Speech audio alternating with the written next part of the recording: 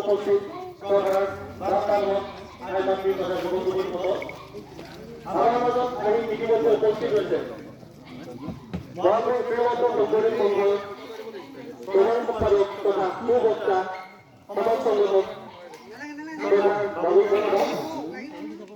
আজি পিতৃ ভূমিৰাম বৰা আৰু মাতৃ কুসুমা বৰাৰ স্মৃতি যুগমীয়া কৰিবৰ বাবে তেখেতসকলৰ পুত্ৰবন্ধুৱে জৰুৰীভাৱে যিভাগ পৌৰক আগবঢ়াইছিল সেইভাগ উন্মোচনৰ বাবে তেখেতে আজি পদাৰ্পণ কৰিছে। সেয়েহে উপস্থিত থাকি এই অনুষ্ঠানভাগ সম্পন্ন কৰাত সহযোগিতা আগবঢ়াবৰ বাবে আহ্বান জনোৱা হৈছে।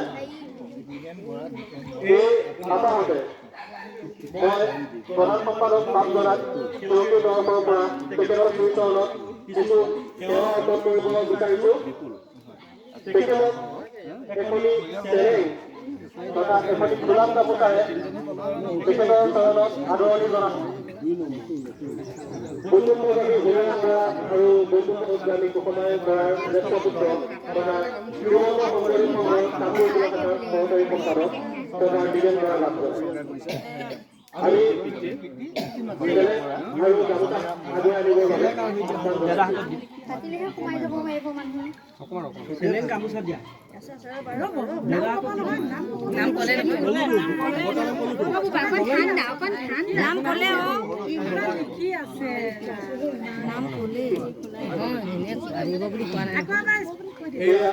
তেখেতক এখনি চেলেং তথা এখনি গোলাপ গামোচাৰে তেখেতৰ শ্ৰীচৰণত সেৱা আগবঢ়াইছে জ্যেষ্ঠ পুত্ৰ দ্বিজেন বৰা পাপজনাই।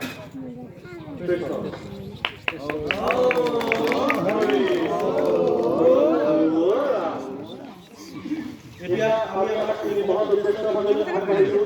তেখেতক এই সভাত উন্মোচন কৰিবৰ বাবে আহ্বান জনাবলৈ মই আমাৰ প্ৰাক্তন কামৰূপ জিলাৰ সভাপতি তথা মূল সদস্য শ্ৰদ্ধাৰ মুনীন্দ্ৰনাথ বৰা পাপজনাক আহ্বান জনাইছোঁ।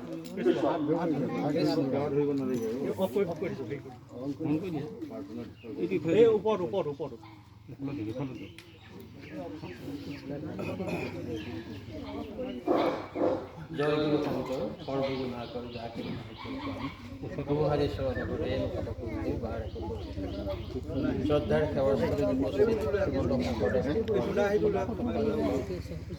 শ্ৰদ্ধাৰ কামপুৰ শ্ৰীমন্ত শংকৰদেৱ সংঘৰ জিলা শাখাৰ বিভিন্ন বিষয়ববীয়া বাপাইসকল শ্ৰদ্ধাৰ পূব কামপুৰ আঞ্চলিক শাখাৰ সভাপতি সম্পাদক আঞ্চলিক শাখাৰ বিষয়ববীয়া সদস্যা বাপাইসকল শ্ৰদ্ধাৰ আজি এই সেৱাস্থলীত উপস্থিত থকা পূব কামপুৰ আঞ্চলিক শাখাৰ অন্তৰ্গত তথা কামপুৰ জিলা শাখাৰ অন্তৰ্গত বিভিন্ন প্ৰাথমিক শাখাৰ পৰা অহা ইয়াত উপস্থিত থকা ভাৱ বান্ধৱৰ আইসকল জয় জয়তে আমি আপোনালোক সকলোৰে শ্ৰীচৰণত প্ৰণিপাত জনাই এই মাংগলিক অনুষ্ঠানভাগলৈ আগবাঢ়িছোঁ।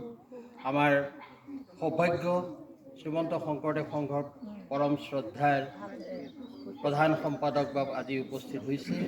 আমি এই শুভ উন্মোচন তোৰণভাগৰ উন্মোচনৰ কাম কৰিবৰ কাৰণে আমি মাইক্ৰফোন ভাগ আমি আমাৰ শ্ৰদ্ধাৰ প্ৰধান সম্পাদক বাবুলৈ আগবঢ়াই আমি সেৱা দিছোঁ। কৃষ্ণ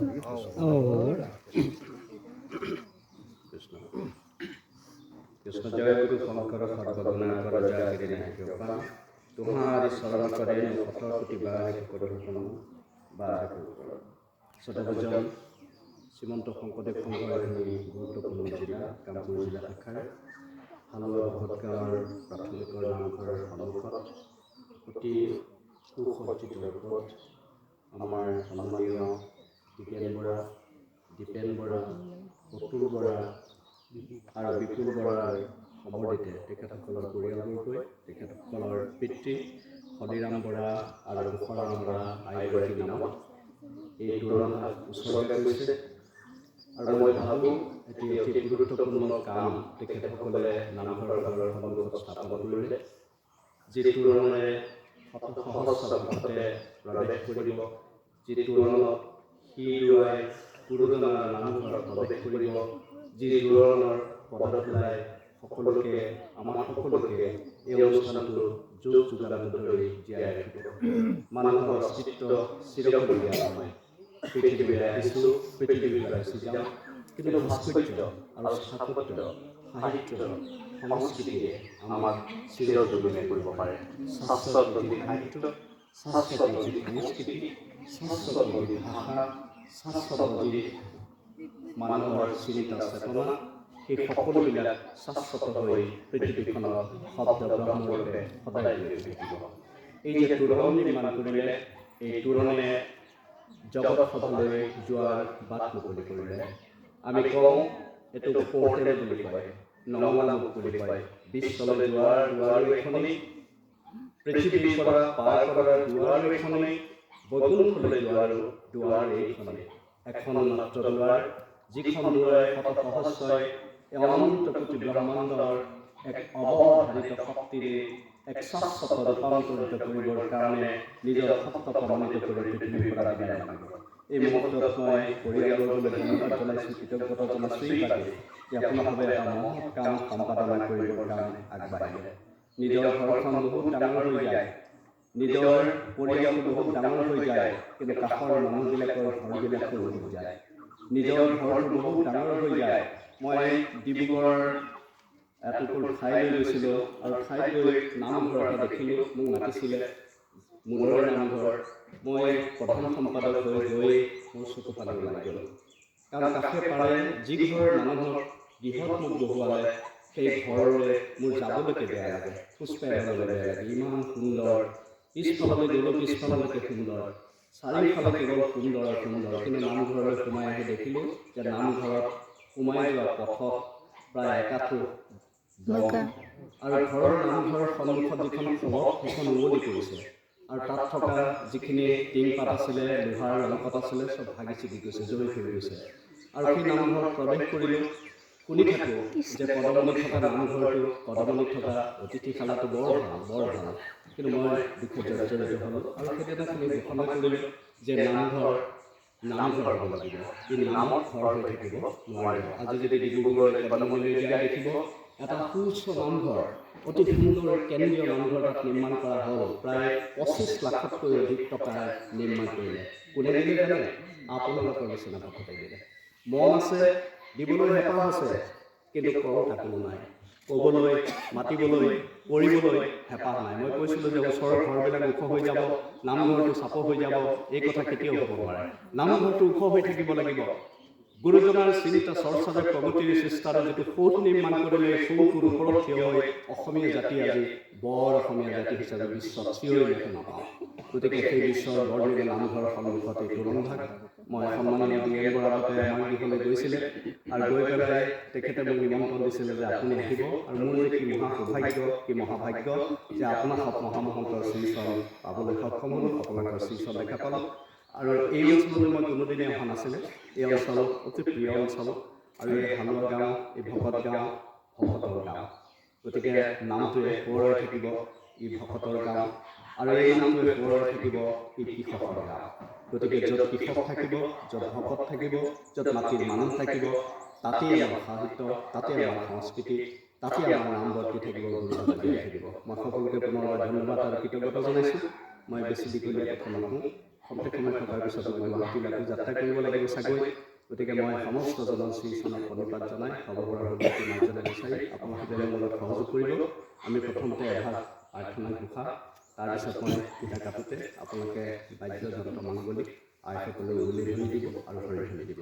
গতিকে মই সমস্তকে এই প্ৰাৰ্থনা ঘোষাত অংশগ্ৰহণ কৰিবৰ কাৰণে আহ্বান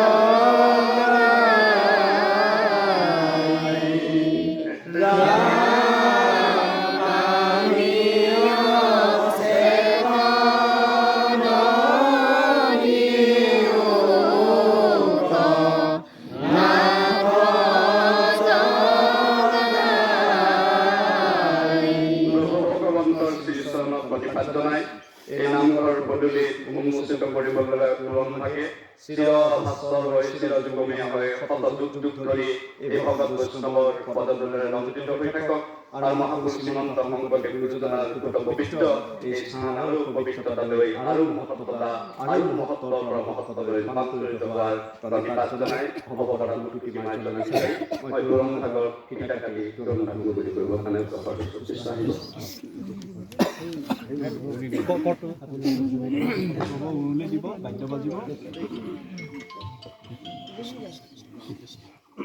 কৃষ্ণ কৃষ্ণ